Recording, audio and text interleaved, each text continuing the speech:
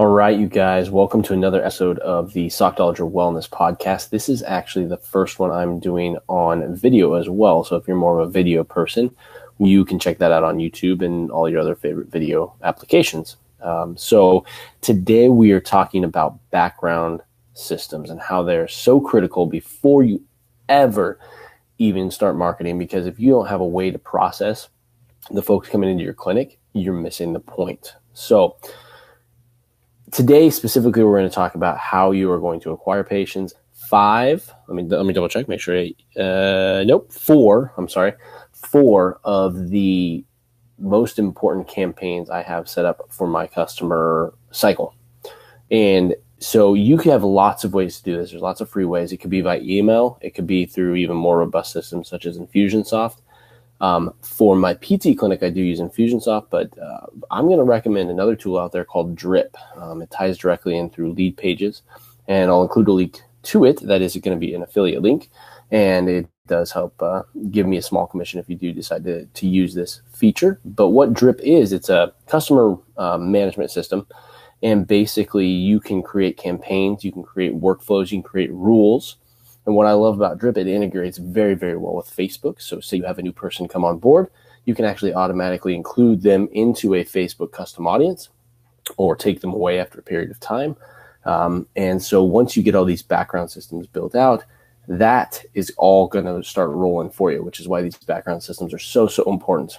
I also like Drip because you get access to every feature it has for free up to your first 100 subscribers. So if you're not a big customer list person, you want something robust like Infusionsoft, but you don't want to have to pay for Infusionsoft, I guess. This is an excellent solution. And again, you can do this for free, get every one of the components of your system built out before you ever even have a customer in there. And so that's what I'm going to talk about today, are the four main ones that I use, and hopefully they provide value to you. And so the first one is kind of what I will call a magnet series, I guess.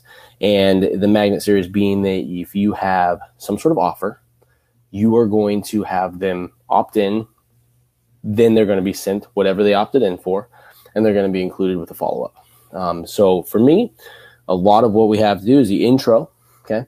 So you give them the information they want. And then a couple days later, you're going to follow up with an introduction. So you're going to give information about who you are, what you do, and what you're all about, and who you serve, like who's good for you, who's not good for you, because that's going to help that person decide whether they're going to stick with you or not. The more familiar they are with you, the more they see your face, the better it's going to be. You can then also follow up with a couple emails after that for, okay, this is what I do. This is what, let's say, dry needling is about. This is what cupping is about. And this is how it's going to apply to you relative to that particular opt-in. So maybe they opted in for some information on low back pain. So your follow-ups will be deliberately speaking to low back pain. And you can do this very, very easily by setting up a simple campaign template. I'm going to get some things set up for you. I'll give you what I use every single day. And then you can copy that campaign and reproduce it and then change the diagnosis code without having to go through the pain of having to do that, because dry needling is going to work very similarly for different body parts. And as far as its mechanics, you just need to change the body part to which you're speaking so you're a little more specific with the person.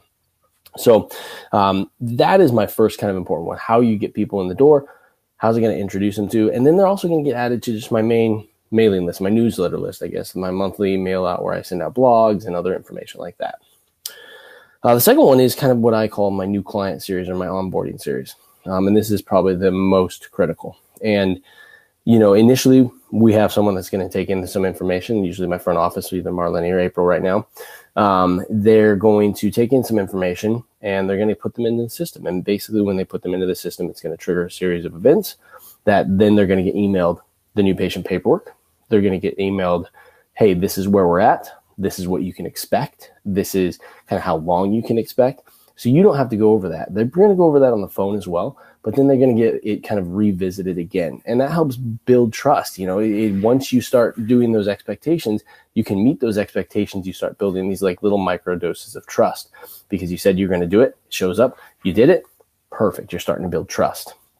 So then you can kind of say, okay, this is what to expect. This is where we're located. This is kind of an intro to the team. And these are all kind of individual emails like, hey, this is who you're going to be seeing if you know who they're going to see. And then after that, once they kind of get all those first three in like the first 3 days, once they come in, then they're triggered for about 2 weeks after they get a survey to say, hey, how are we doing? Are we meeting your needs? Are we meeting your goals? Again, that's feedback for you. You can take and use this survey for a couple different things.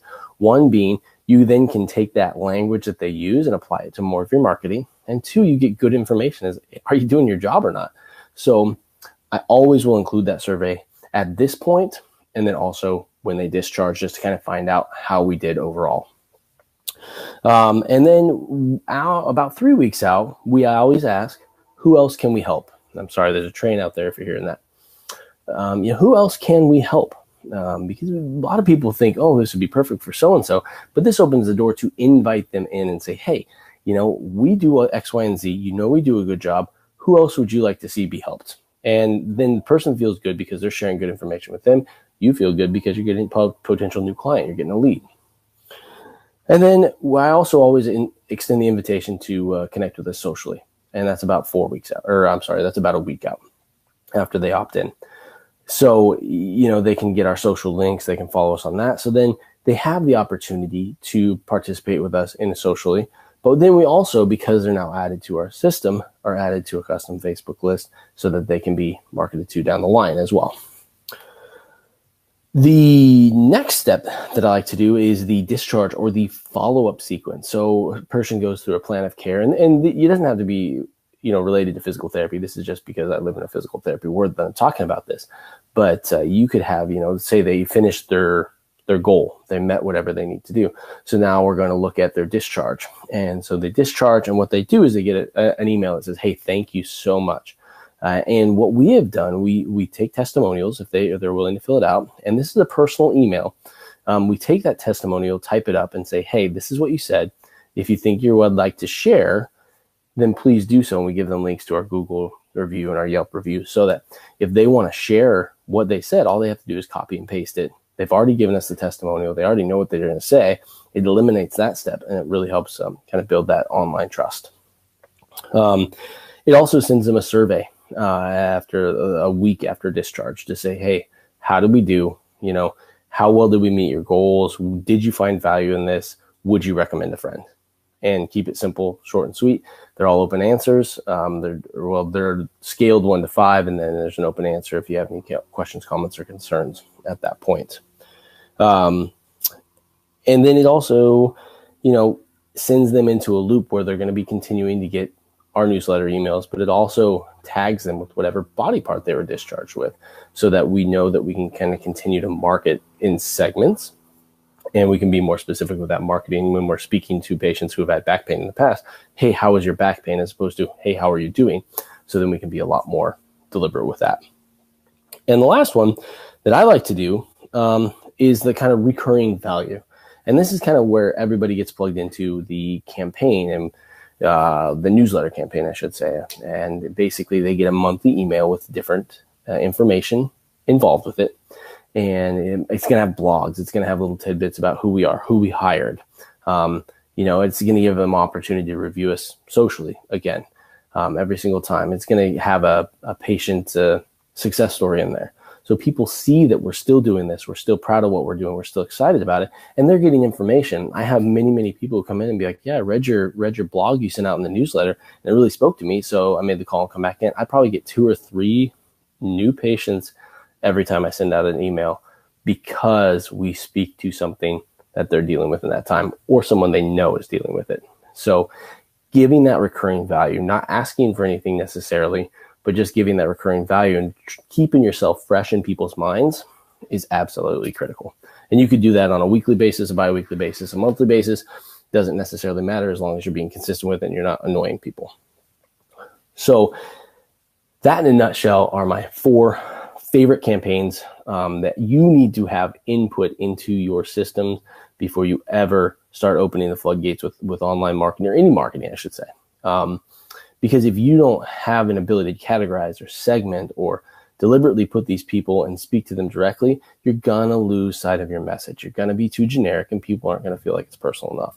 If you can personalize it, if you can set up expectations through this automatically because you already have it preset up, and then just plug somebody in, it's going to save you time. It's going to save you possibly another employee, and it's going to build trust before you ever see that person step foot in your door.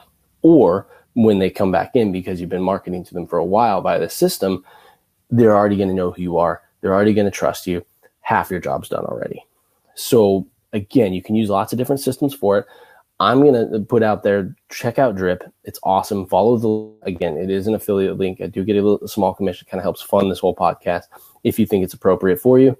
But check it out. Tell me what you think and let me know. As always, if you guys have any questions, you can contact me.